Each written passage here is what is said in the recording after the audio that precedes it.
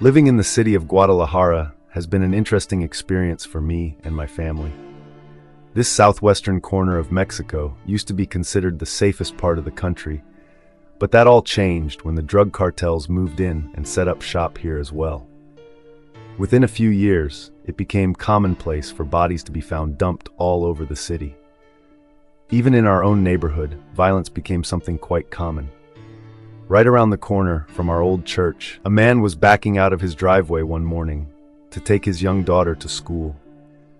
A guy on a motorcycle pulled up alongside him, shot him in the head, and rode off. My daughter was awakened one night by the sound of gunfire across the street right in front of our house. She kept her head down and prayed for it to stop. Whenever we would see a convoy of military vehicles and troops with guns ride into our community, rather than investigate what was going on, we would just stay inside. At a local fair, a family was enjoying the festivities when a gunman walked up and shot the man dead, right in front of his wife and children. These were clearly cartel-related executions, ajustes de cuentas, or paybacks, but still too close to home. An up-and-coming young gymnast, who was an acquaintance of my own children, was gunned down as he left a restaurant with some friends. Another friend of my daughter was driving to a small town in our state and pulled out in front of another car. The occupants of that car pursued the young man into town, where he got out and tried to hide under another vehicle. But he was gunned down, in broad daylight, in plain sight of many witnesses, and the shooter just drove away.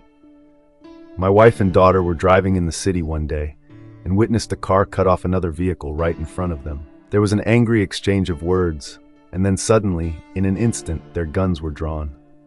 They just put their heads down and waited for the altercation to be resolved. My good friend Alfredo also shared with me another tragic story.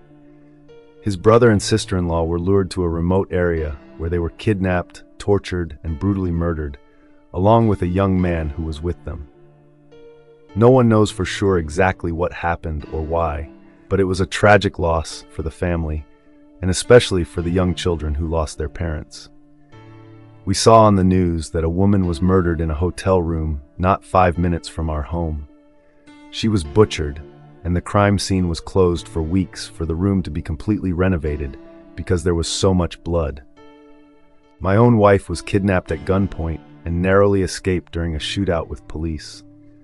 One of my daughters arrived home with her infant son when an armed man approached from the shadows and attempted to carjack her SUV, but couldn't figure out how to start the vehicle and fled the scene. One year I gave all of my daughters pepper spray for Christmas. I always carry an old cell phone and a fake wallet with me in case I ever get mugged, like my friend Glenn, who was mugged at knife point on his way to meet us to go downtown for ministry. Another pastor friend of mine shared with me how he was mistaken for someone else by men who intended to violently kidnap him. He arrived home one evening and was followed by armed men who began forcing their way through his gate.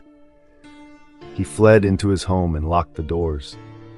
He quickly gathered his wife and children. The men torched both his cars and broke into the house, while my friend and his wife and children fled out the back door. They jumped over a fence and took refuge at a neighbor's house while the men proceeded to burn their house down. By the grace of God, the family escaped with their lives and the clothes they were wearing, but lost everything else. Their church mobilized to help hide them until they could flee the city and begin a new life somewhere else. The violence continues here in Mexico due primarily to the ongoing drug cartel warfare. Sadly, it has affected friends and loved ones. Our close friend and family dentist, Marta, called one day crying to tell us that her brother's body was just found in his taxi with a gunshot to his head. Many of our family joined her at the funeral service. Another family from our own church was devastated as their father was gunned down with 12 gunshot wounds. Other family friends were grieved to have finally located the charred remains of their teenage son who had been kidnapped in the trunk of his own car, which had been set ablaze. 4 kidnapping victims were found in the house right next door to ours, tied up and blindfolded and dehydrated. 4 local university students went missing, and their remains were found dissolving in 55-gallon drums filled with acid. These are just a few of the horrific stories that seem to be more and more common here in Mexico. Every so often in Guadalajara, we hear of roadblocks in different parts of the city, usually between the city and the airport. These are not police or military roadblocks. They are narco roadblocks. The local cartels do this to cause chaos and confusion in retaliation for something they don't like. A recent drug bust, arrest of a key player, changes in laws, and things like that. Their usual tactic is to hijack a bus or several buses, make everyone get off, then force the drivers to maneuver the buses perpendicular to the highway, cutting off the flow of traffic. Then they torch the buses and watch them burn. It is usually cleared up within a few hours, but the drug cartel still made their point. They also like to hang large signs around the city, with or without a dead body or two. These signs are messages that contain threats and demands to authorities and the public that these guys mean business. Mexico is still a scary place to live sometimes. At least 16 police officers were killed in coordinated attacks by armed gunmen believed to be members of the Jalisco Nueva Generación drug cartel. The first attack here occurred when a convoy of police arriving in Guadalajara was ambushed and 15 were killed. The second confrontation occurred simultaneously in another part of the city, where another police officer was gunned down in a shootout. Cartel members also blocked highways with burning vehicles in several places. The attacks were retaliation for the arrest of 4 suspects in another attack on a local official in a neighborhood near us.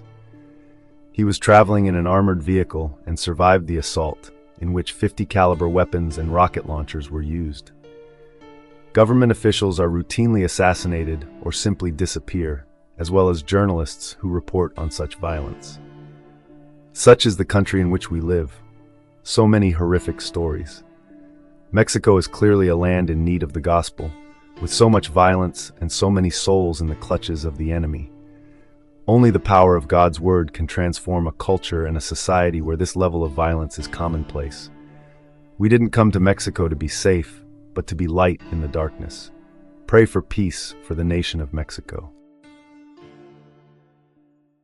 Thank you so much for listening to this true story from Memoirs of Mexico. If you enjoyed this story, or if it was a blessing to you, please feel free to like and subscribe to my channel. That would be a blessing to me. I upload a new true story every day. If you like to read, you can also order Memoirs of Mexico in paperback or ebook on Amazon.com. There's a link in the description. Thanks again for listening.